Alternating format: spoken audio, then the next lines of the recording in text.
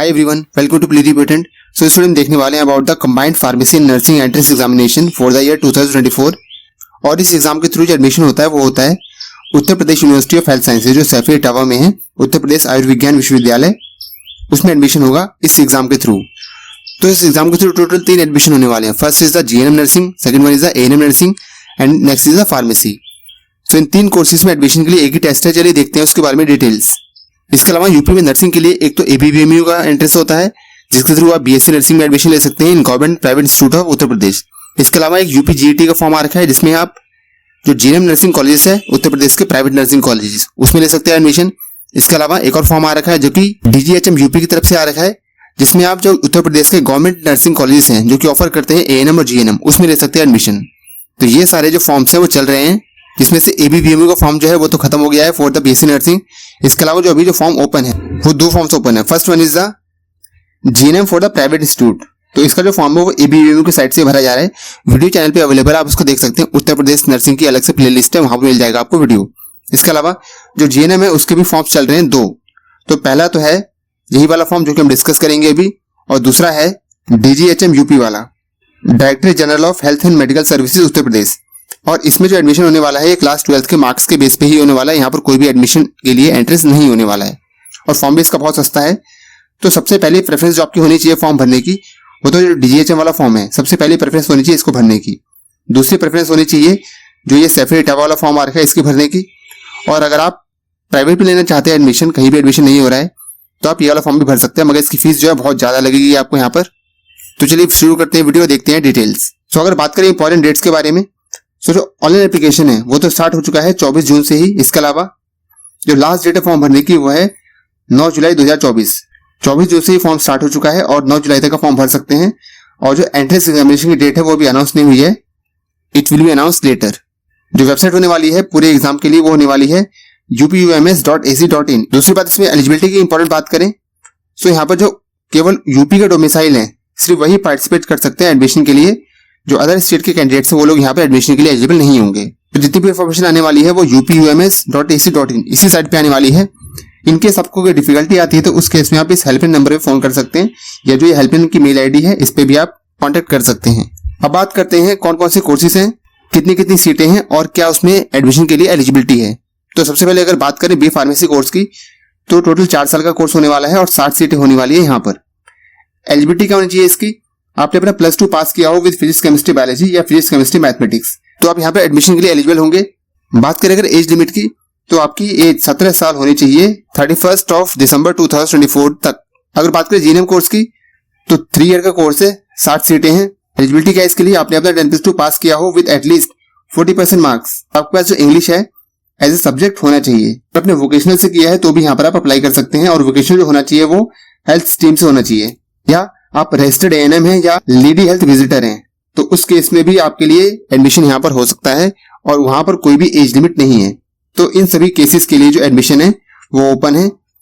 Generally class 12 के बाद आप यहाँ पर एडमिशन ले सकते हैं। बात करें अगर एएनएम कोर्स की, तो 2 साल का कोर्स होने वाला है और 50 सीटें होने वाली है। एलिजिबिलिटी क्या है इसके लिए, आपने अपना 10+2 पास किया हो पीसीएम पीसीबी किसी के साथ भी, या अगर आपने आर्ट्स और कॉमर्स से अपना 12th क्लास किया है तो आपके पास ये वाले सब्जेक्ट्स होने चाहिए, like biotechnology, economics, political science, history, geography, business studies, accountancy, home science, social science, psychology और फिलोसफी, प्लस इंग्लिश तो होना ही चाहिए। तो अगर आपके पास क्लास 12th में ये सब सब्जेक्ट्स है तो भी आप यहाँ पर एप्लीकेबल हैं फॉर्म भरने के लिए।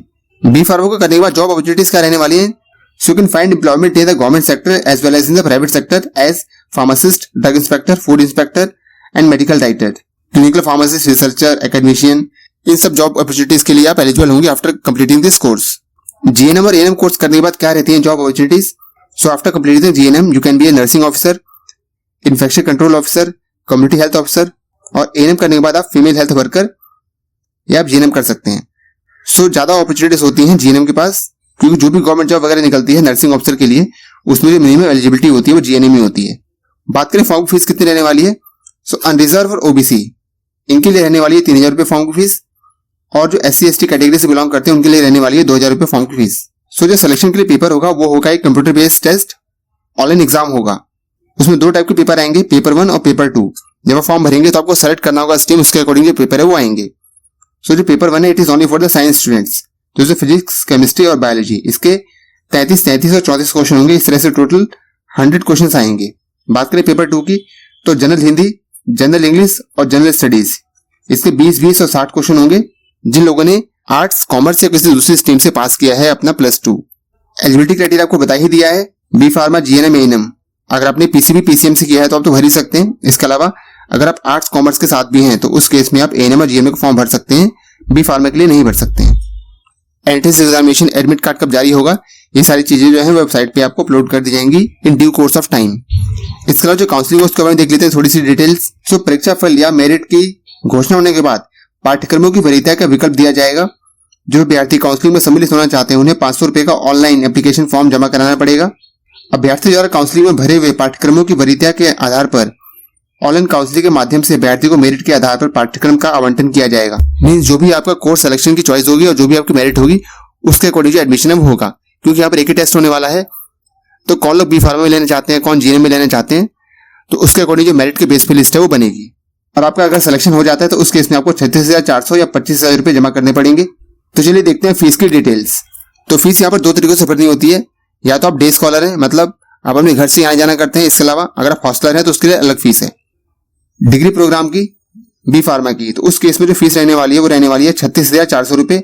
इसके अलावा अगर बात करें एएनएम और जीएनएम कोर्स की तो उस केस में फीस रहने वाली है 25,000 रुपए for the case of day scholar. अगर आप हॉस्टल लेते हैं तो उस केस में जो डिग्री प्रोग्राम है बी फार्मा उसके लिए फीस लगने वाली है 41,300 रुपए और जो जीएनएम एएनएम है उसके लिए फीस लगने वाली है 29,900 रुपए। अब देखते हैं एडमिशन के लिए आपको डॉक्यूमेंट्स कौन कौन से रेडी करके रख लेने हैं। तो पहला जो CPNET का एडमिट कार्ड है वो, इसके अलावा जो अलॉटमेंट लेटर मिलेगा आपको वो, दोनों चीज आपके पास होनी चाहिए। इसके अलावा जो 10th क्लास का सर्टिफिकेट है वो होना चाहिए, 12th क्लास का सर्टिफिकेट है वो होना चाहिए। या अगर आपने कोई दूसरे एग्जाम पास किया है लाइक BSc या दूसरा, तो उस केस में वाला भी जो सर्टिफिकेट है वो चाहिए होगा। किसी रिजर्व कैटेगरी से बिलोंग करते हैं तो वाला सर्टिफिकेट एक चाहिए होगा, करेक्टर सर्टिफिकेट जो स्कूल से मिल जाएगा, माइग्रेशन सर्टिफिकेट अगर एप्लीकेबल है तो, एंटी रैगिंग का सर्टिफिकेट और आधार कार्ड की फोटोकॉपी। तो ये सारे जो डॉक्यूमेंट्स चाहिए होंगे at the time of admission, तो आप इन सबको पहले से रेडी करके रखें। तो ये थी जानकारी यूपी UMS सर्वे के बारे में, जहां पर बी फार्मा, जीएनएम और एएनएम इनके फॉर्म आ रखे हैं।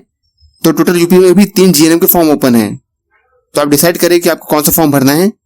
तीनों वीडियो अवेलेबल है चैनल पे। तो मिलते हैं फिर किसी नई अपडेट के साथ। अगर आपने चैनल को सब्सक्राइब नहीं किया है तो सब्सक्राइब कर ले। वीडियो अगर अच्छा लगा तो लाइक कर दें और शेयर करें अपने दोस्तों के साथ।